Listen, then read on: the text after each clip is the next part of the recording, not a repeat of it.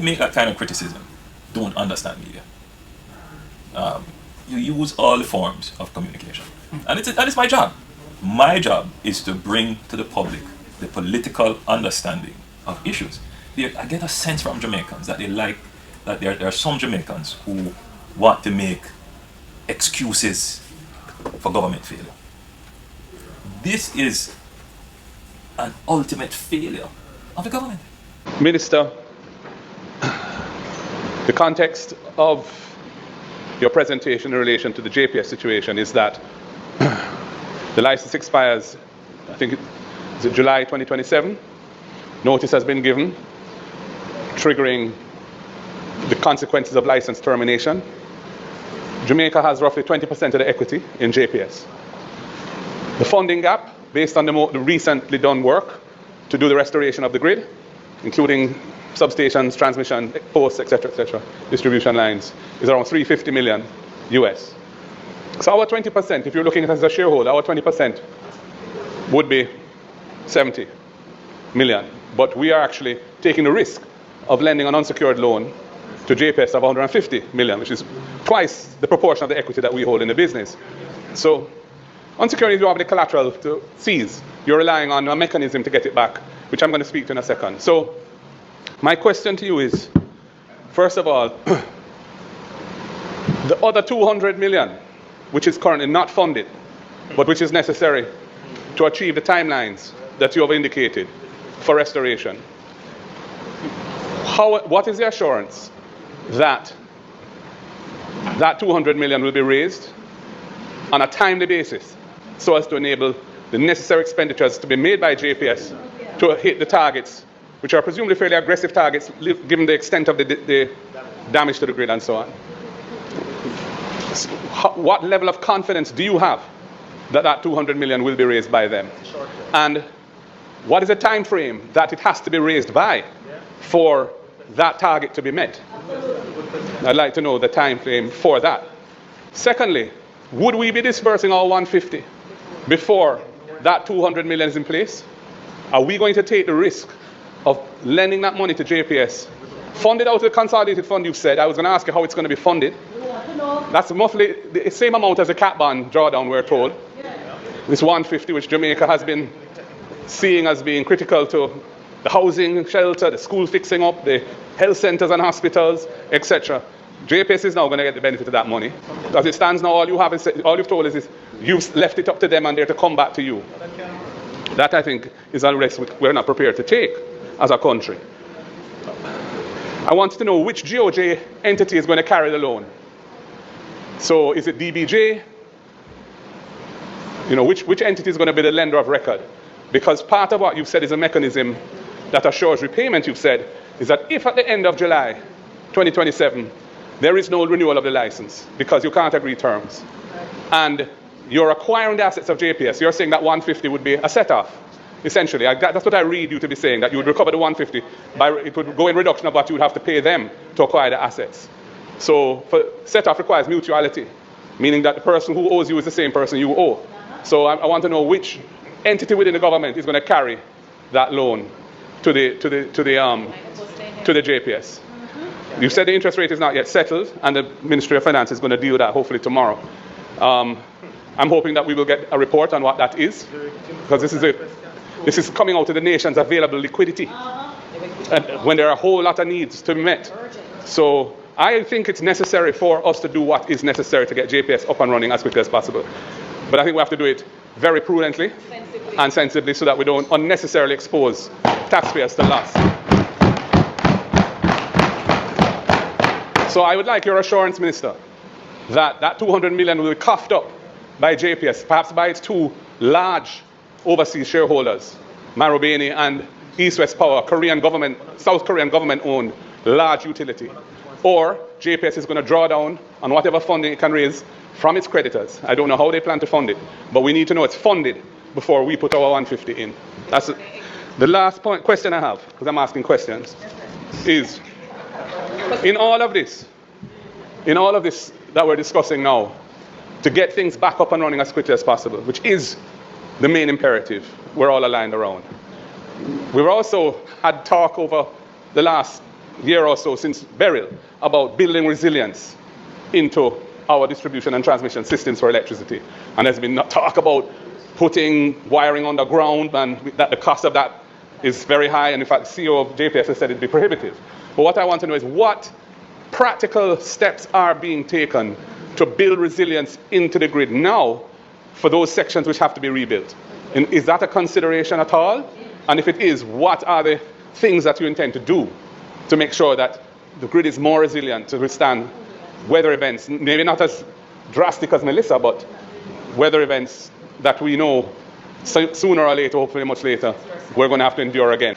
The meeting that we had yesterday morning, where the Minister of Finance and the Financial Secretary was there, we ironed out a way forward, realizing the seriousness and the time-sensitive nature of this response. So the first answer to your question is that this government is prepared on behalf of the people of Jamaica to release the $150 million in whatever tranches are required as quickly as possible to get the restoration going. And that's the difference between a caring government and somebody who has a financial background. The people want light. Okay? So let me just make that clear. Point of order, Minister. Point of order. Minister, point of order. His feet, talking. The minister is standing on his feet, talking into the mic. You don't need to personalize your response. You don't need to get hot under the collar. It's a legitimate question I'm asking. And I'm just, so don't bother about having a financial background. I want to know a simple question. Are you going to ensure the funding is in place? And now you're coming back and personalizing it in a totally unnecessary way. Let me repeat. The member is saying that his position is that he would not release the $150 million unless he knew where the $200 million was coming from. That's what he said. That's what he said. That's what he said. Hansard is there. Hansard is there. Hansard is there. Hansard is there. Based on the meeting that had the representative of the Ministry of Finance at the highest level, the Minister and the Financial Secretary, you can't go any higher, that we are prepared to release the $150 billion tonight if it means that the people are going to get back light sooner than later. Mr. Speaker, Mr. Speaker, you are a wicked and evil. Bad mind don't go on yet from September 3rd. Members. Wicked and evil. Mr. Speaker. Mr. Speaker. Minister, hold. Members. Members from the opposition side. You are an uncaring set. If you are do, a heartless set. if you do not allow the minister to continue, then we will have to go to something else. Please. You do not have the floor. Member from St. Catherine North Central, you do not have the floor. Mr. Speaker. You will find out in short. Mr. Speaker. Go ahead, Minister. The $150 million that the government is prepared to release as soon as the documentation is in place, which will be no later than a matter of hours to a day, because of the urgency, is specific for restoration over 2 months, December and January. That $150 billion is ring-fenced to deal with a restoration program that will take care of Jamaica, not only some parishes. And if you are going to tell me that there are people in this house that would question a government in a crisis like this to hold $150 million that we have availability now, to find out about $200 million, which can take another month or 6 weeks. Our money is secured whichever way it goes. We are a responsible government, and we have taken a responsible decision, a caring decision, an argument done. Some of you are asking the question, so Mr. Speaker, the position is, this matter is fluid. This is a cabinet decision that was taken yesterday. We are going to wait until we have the final agreement between the Ministry of Finance and the JPS, and whenever that happens, we will make it public in Parliament to show the people of Jamaica what the final terms and conditions are. But for somebody to stand up in Parliament, knowing what is taking place out there, and is prepared to take a position to delay restoration they will be judged by the people of this country. I'm using this opportunity to call upon the government to immediately come clean to the Jamaican people regarding this controversial loan of 24 billion Jamaican dollars being extended to the Jamaica Public Service Company, and also its handling of the license negotiations. We have major concerns about this government's decision to extend such a loan in the absence of critical details. The government has failed to answer questions about the risks to taxpayers, the valuation of the company's assets, and the interest rate attached to the loan. No responsible government can commit 24 billion Jamaican dollars of taxpayers' money without stating the interest rate or the terms that protect the public's interests. Based on the government's own disclosure, if the loan is not repaid within 2 years, the government intends to convert the debt into equity. If the plan is to convert unpaid debt into shares, what is the current valuation of the assets the government will be acquiring? Has this valuation been completed, and at what date? I also want to know whether or not the JPS will be able to secure funding for the balance of US $200 million that it claims is required for full restoration of service. And I am demanding that the government disclose which state agency will disburse the funds for the loan. I believe that the government, in providing this loan to the company, should use it as leverage to secure meaningful concessions from the company. I'm therefore recommending the temporary suspension of JPSCO's monopoly on transmission and distribution during periods of national emergencies, for example, to allow neighbors with functioning solar or alternative generation to supply nearby households legally. I also believe it's a good time now for the government to enable those operators in special economic zones to generate and distribute their own electricity internally, reducing costs and accelerating economic recovery. The government's poor handling of the issues surrounding the JPSCO license is another reason for the instability that the company faces and why it cannot on its own secure funding for the full restoration. We have been urging the government since 2023 not to wait until 2027 to negotiate essential changes to the JPSCO license. There is no magic to that date. Licensing terms can be amended at any time, and we have wasted valuable years when leverage was available. We are also very concerned that the JPSCO, which has already hinted at major electricity price increase, will seek to pass on unreasonably price increases to the consumers.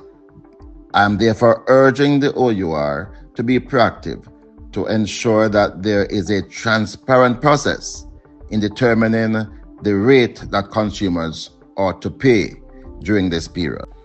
We are also very concerned that the JPSCO, which has already hinted at major electricity price increase, will seek to pass on unreasonably price increases to the consumers.